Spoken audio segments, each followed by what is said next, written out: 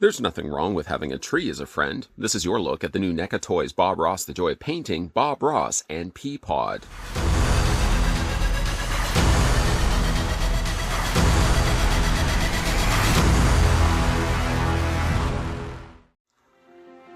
Bob Ross is an American icon whose life and work continue to touch millions of fans across the globe.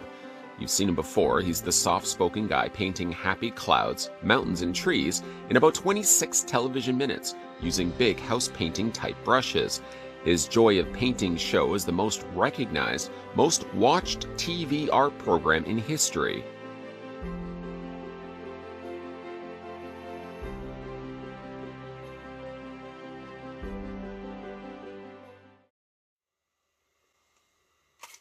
Before we get a closer look at Bob Ross, the first thing we're going to want to do is figure out how tall the figure stands. And I really hope I don't make any mistakes in this video. Even if I do, though, I'm sure it's only considered happy little accidents. Bob Ross stands 6 inches exactly. Look at that. Switching that to centimeters, because there are people, after all, that favor their collectibles in centimeters. Then you're looking at the figure of Bob Ross, standing 15.4. He's almost 15.5 centimeters tall. Like to thank the folks over at NECA Toys that provided this sample of Bob Ross that we're having a look at in this video. Let's check out the figure's accessories.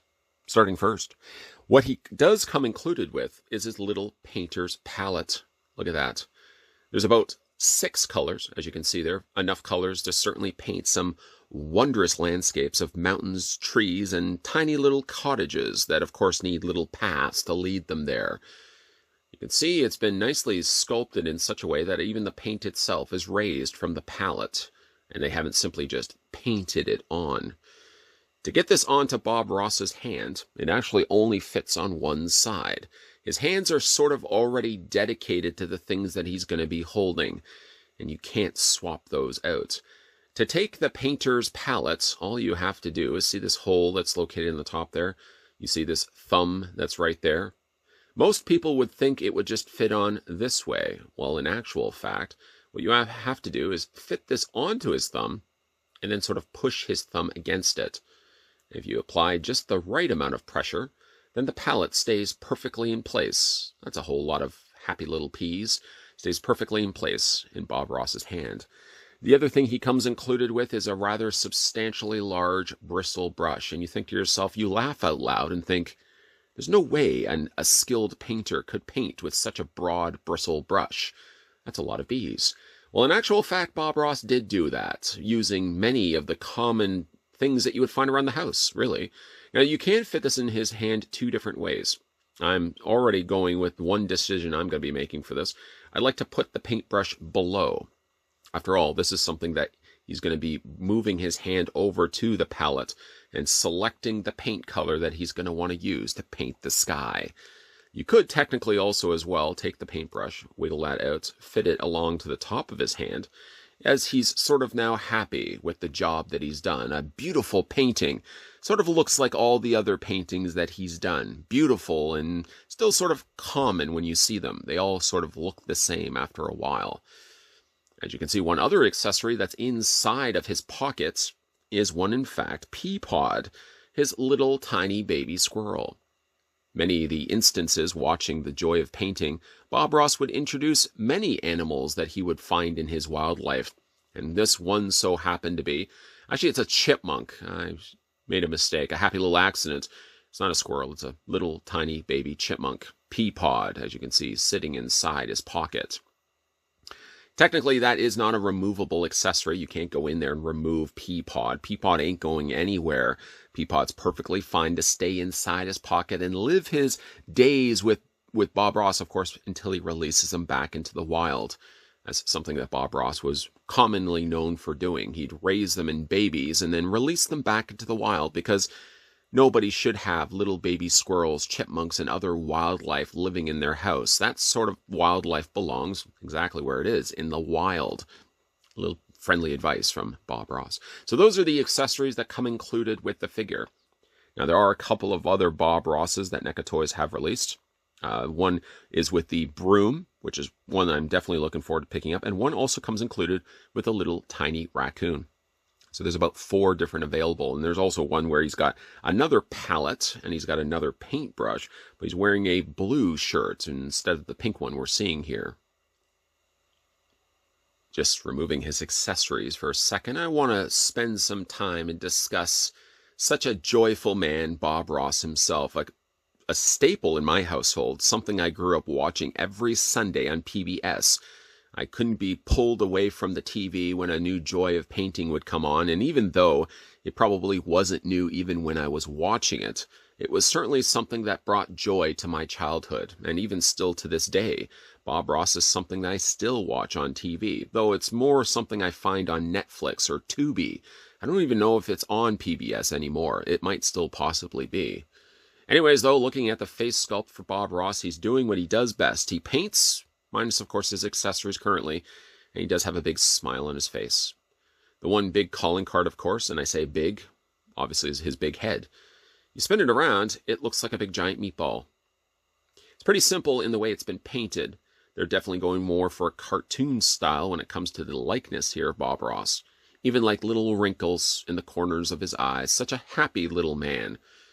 You see, he's got very large cheeks, of course a very large beard, and a big giant smile with some chest hair peeking out from the open collar of his shirt. Now, this particular, again, Bob Ross is sporting a pink top. He's had a couple of different tops in the show span. There's also the one that is in blue. 2 different versions of Bob Ross in blue shirt. And, of course, then there's the yellow coveralls if you want to have the sweeping up Bob Ross, or the big giant paintbrush. It's not even really a broom. It's a big giant paintbrush that he paints and reveals his painting at the beginning of some of the intros. As you can see, he's got the buttons there located on the front. They look like little tiny almonds of silver. He also does have his belt, with a little buckle there, and some nice seams sewn to the sides of his pants, with rather large shoes as well.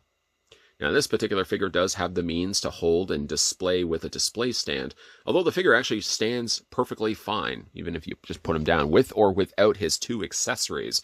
And even Peapod himself isn't enough front weight to topple over Bob Ross. For the figure's articulation, let's have a look at that right now. His head rotates back and forth. These sort of fall into that same sort of parameter and category, I suppose, as the Toony Terrors. Very limited on articulation, but they more than make up for it with the styling of design that they go with. His arms go back and forth. I guess technically you could put his arm back, kind of resting against his hip. Very impressed with the work that he's just done. Painted this beautiful landscape. The arms also do rotate. So even though they are limited a bit here with what you can do with them, at least you can also rotate the arm. So that, again, you can decide for yourself how you want to have Bob Ross displayed. You could, again, bring the palette, make it more sideways. Let's just fit that back in there. Get that back going in there. There we go. And again, you can take that paintbrush. He's now finished off a painting. Granted, yes, he wouldn't be using this size of paintbrush to sign his name, Ross. But he would mark his little signature down below. And, of course, he would conclude by saying, I think we've got ourselves a finished painting. And what a great-looking figure it is.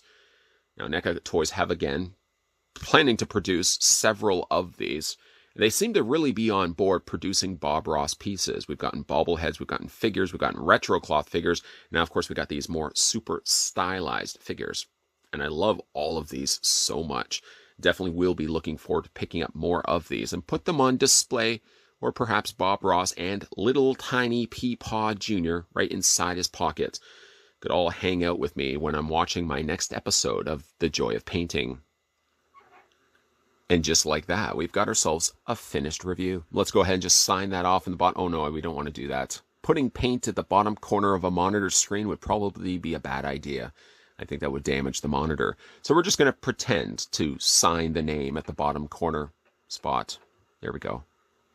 They have gone the route of making Bob Ross more stylized, sort of in the same vein as what they've done with the Toony Terrors. And it works well for Bob Ross. Because of the design of his character, especially with the big giant afro, it lends better to the idea of this super stylized sort of caricature of the character. One of many that have been released from the folks over at NECA Toys. And also a nice touch on their part for their packaging is that they actually used a Bob Ross painting in the background. You can see it right there. I feel like I've seen this episode we spent a lot of time putting the mist around the top of the wave when it hit the rock. Although, to be fair, many of his paintings do look the same. You have a mountain, you have some trees, those trees have friends, and either you have waves, or you have ripples, or you have a tiny little cottage in the middle of the woods with a little tiny path that will allow that person to get to their home. Even though they are sort of feeling like the same paintings after you've seen enough of them, it was nothing more relaxing than to sit down and watch a joy of painting, both when I was younger and still to this day. I find myself frequently pulling up a new Bob Ross Joy of Painting, which isn't so much new anymore, but there's certainly a lot of episodes to go through. You can either watch it again on Netflix. I think PBS might still be airing it. I believe even Tubi has also started to air the Joy of Painting. So there's always the outlets. If you haven't ever watched yourself a Bob Ross painting, sit down. Maybe if you have a lot of stress in your life, burdens sitting on your shoulders, sit down and relax with a Joy of Painting, and you'll find all those stresses go away over the span of the 26 or so minutes it takes from him taking a blank palette and turning it into something quite incredible. A big thank you again to the folks over at NECA Toys that provided this sample of Bob Ross. I realized just quickly now I made a happy little accident at the end of it. I said a blank palette. I meant to say a blank canvas. Anyways, if you guys are certainly fans of Bob Ross, this might be a figure you may want to pick up and add to your collection. And also, if you enjoy the content you're seeing on this channel, consider the idea of hitting that subscribe button down below. Move on over to that bell notification.